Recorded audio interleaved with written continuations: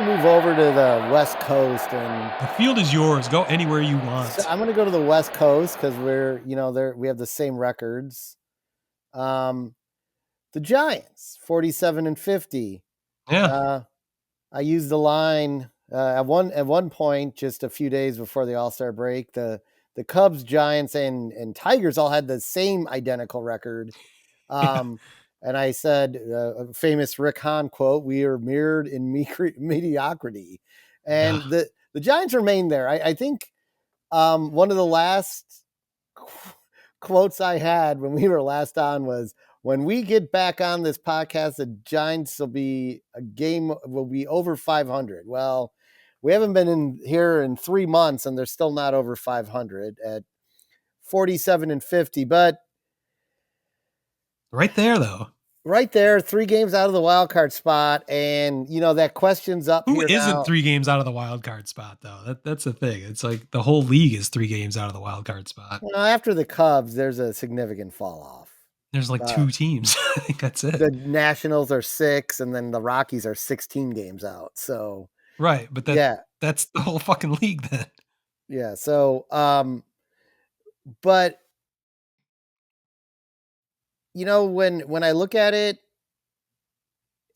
from an idea of like buying or selling, their strength of schedule is 29 out of 30 in the second half. Wow. All And right. to me, that's an opportunity. Yeah. And I'm sure they know this. I think the winning percentage of the teams they have left playing is like 468. I mean, it's not even like near 500, So you they must have know? played most of their division Yeah. games already. Their division, I think they had the Orioles already and stuff like Wow. that, Okay. Yankees. So, I mean, they got through with the White Sox too. The White Sox are going to be helping out every other team on this podcast. But Yeah, hopefully. um, so you've had a lot of guys underperforming. You see Blake Snell is starting to surge. An ERA that once was in the teens is now down to like 5 something ERA. So he was He was he was yeah hurt for a while, wasn't he he? was slightly he was on the IL for a little bit while we were off. He came back, had a no-hitter through 7. Oh wow. Um, so there's lots of things pointing up for the Giants. They're 500 right now for the month of July. What a surprise. So I feel like, you know, you might as well go for it. You've got a decent enough farm system um, that and you've got some depth there in the lower levels that people aren't talking about yet, but that's decent talent. So um, I feel like, they made a couple of, like one offensive move and they really need bullpen help. Uh, if they did some moves there, maybe one starting pitcher, like everyone needs, they'd be in like really good shape to get a wild card playoff spot. Um, I mean, I just laugh at the Nostradamus predictions. I was so all in on everything the Giants are going to do. I was like a maniac. I was screaming, and it's just been such a letdown. Solaire's severely underperformed. Oh, I haven't even Um, heard his name this year, I don't think. yeah, I mean, it's been horrible. Conforto's been actually really fucking solid, which is which has been great to see. And Yastrzemski's coming around now, but I mean, I feel like, God, there's this opportunity for some of these guys to start getting back towards their numbers. And if they do, the Giants offense is just going to be like a fucking force to reckon with. And especially, they may look a little inflated in the second half, or not really second half, this remaining season of baseball, because their schedule is so weak. So they're going to be going up against a lot of shitty pitching. Yeah. And they're probably going to be able to feast on it. So, one of the disturbing trends I was looking at, like their month by month record and results. I mean, April really killed them. They only scored 91 runs in the Oh month my of god. April. Yeah.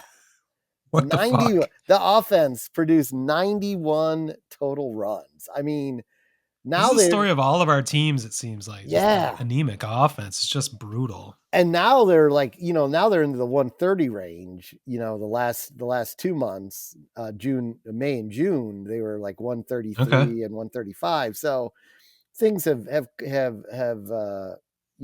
gotten back to at least a norm, but they've had shaky starting pitching, which was not really thought to that is going to be like a major issue this year.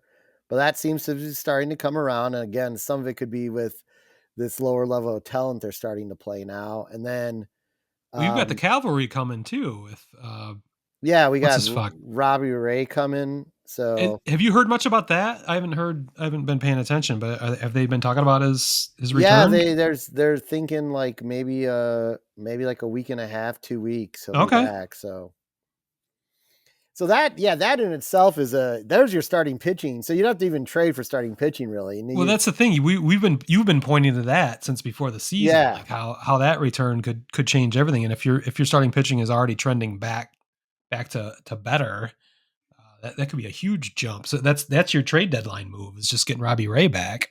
yeah. I think we do need to try to do something offensively though too. So we'll see what happens there. But um, yeah, I mean it's just been really disappointing. I've watched a decent amount of games, mainly because one reason is the White Sox are so fucking awful that you know watching them is really not an option. At least watching an entire game is not an option. And I'll get to a funny story about that. But um, Hmm. the I think the Giants they're in the driver's seat. They're not in the driver's seat, but they're in a good position to make the playoffs this year. So, Wow. but again, you're right. There's 8 teams essentially vying. You're like you said, half the league, half the NL is vying for the 3 wild card spots. So, Yeah. but some of those I teams have a much harder schedule ahead of them. So we'll yeah, see how I things like start to even out.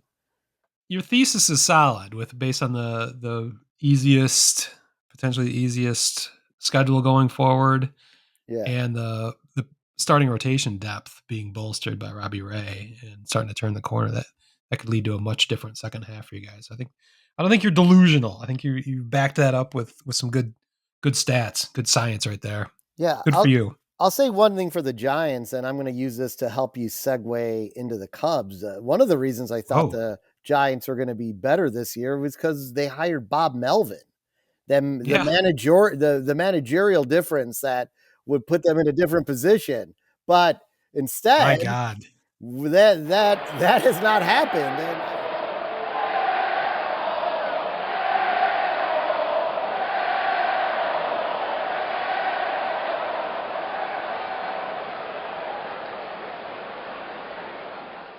Word Hole Media.